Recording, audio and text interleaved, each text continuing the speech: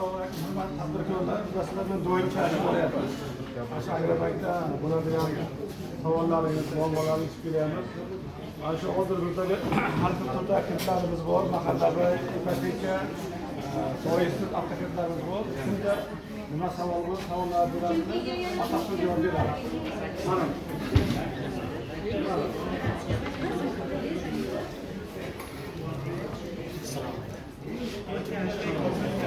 Bosh mahallasidan